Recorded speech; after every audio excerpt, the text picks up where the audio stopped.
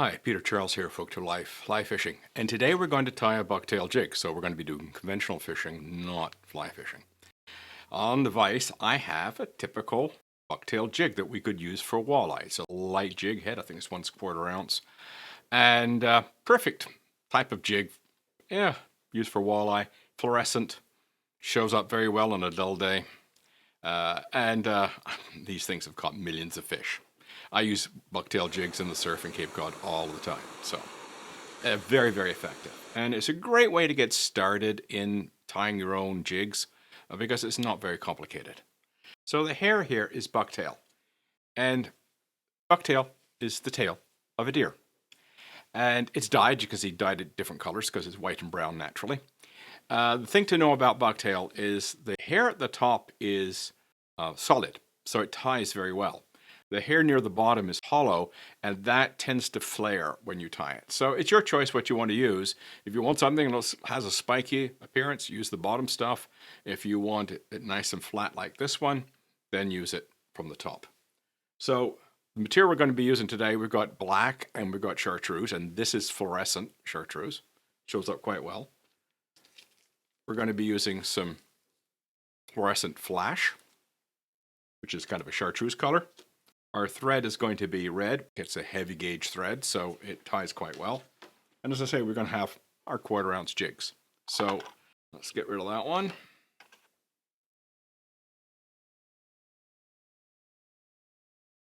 Now, you'll notice I've cut off the little spike.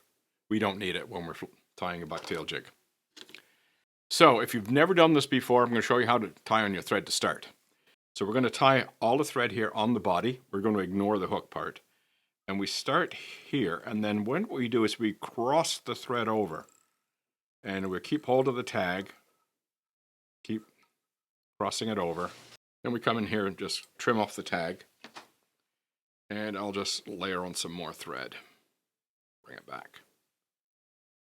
Now the purpose for putting that thread on there is the paint on this jig is very slippery.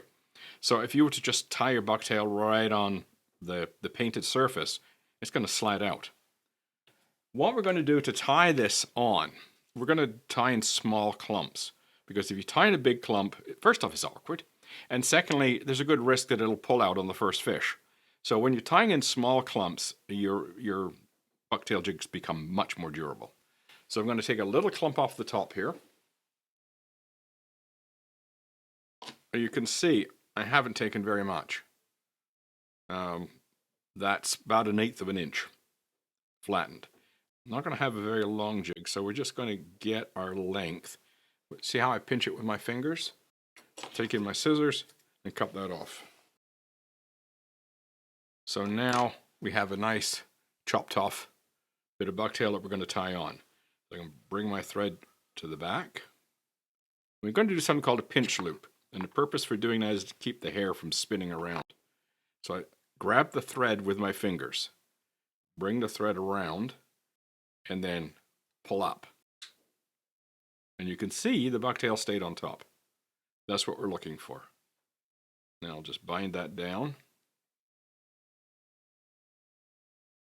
Bring my thread to the back. That's our first one. Now we're going to tie in 2 more clumps of chartreuse.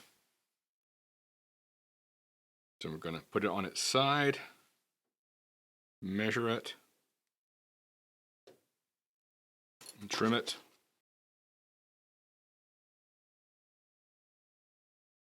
Again, we're going to use the pinch loop. If you've got your bucktail too far forward, pull it back.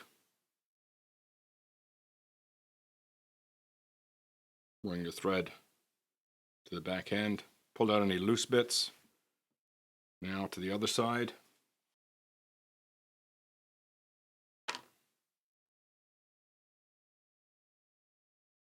Again, pinch loop. And bind it down.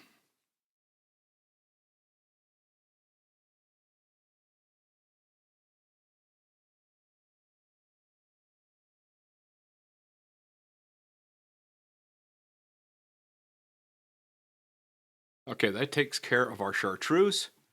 Now we're going to put on our flash. So what we're going to do is we're going to take our flash and we grab it by the middle. So I have 6 or 7 strands here, and we're going to tie it in the midway point.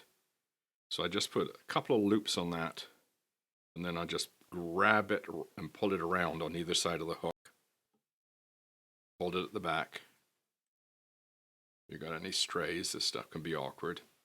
Just pull it back. Okay. Now, it's too long, so I'm going to come in and trim off the extra bits at the back. So,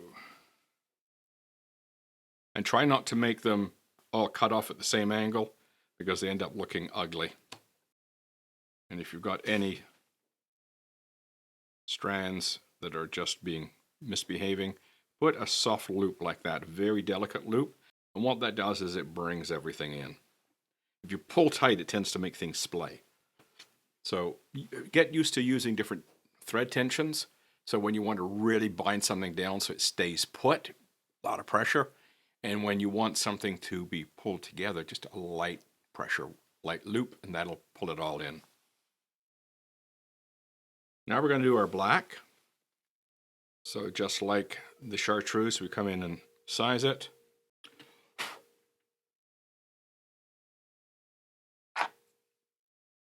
And we pinch loop it. Oh, got a stray hair there. Pinch loop it. Pull up. Bind it down.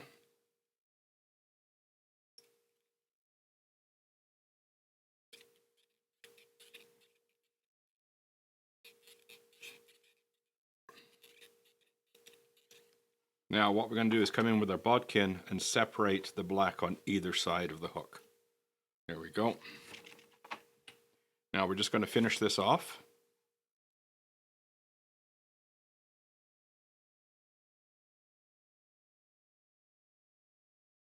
Like I said, you put soft loops at the back, and that just helps to bind things down.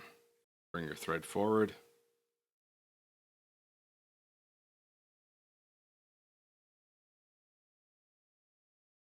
Now just make sure it's nice and neat. Now I put a large amount of red here. I want it to be 1, durable, and 2, I want that red to show. So we're going to use half hitches to tie off your thread. You can do it with your fingers. 3 is enough.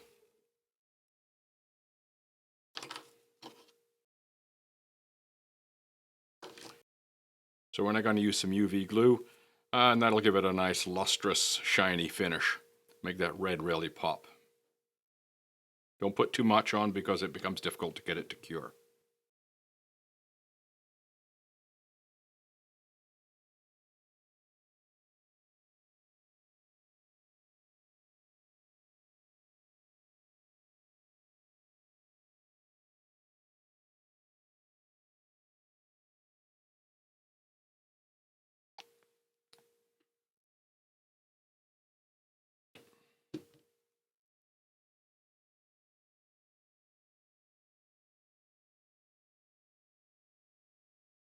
You can see the UV shine for the eyes of the jig and on that chartreuse.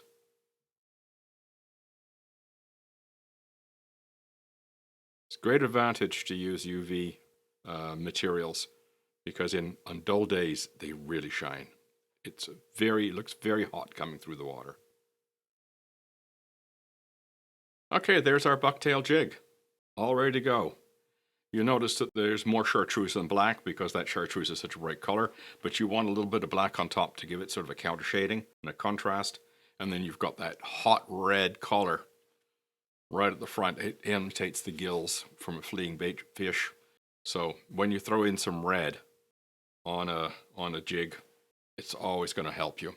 I mean, you can use other colors too. I mean, you could use olive, you could use black, all sorts of different colors available to you. But I like to put red on my jigs. Sometimes you can use a combination of colors. You might do the whole thing in white and then throw in some red, for example. Lots of choices. But there's our bucktail jig ready to fish. Very effective.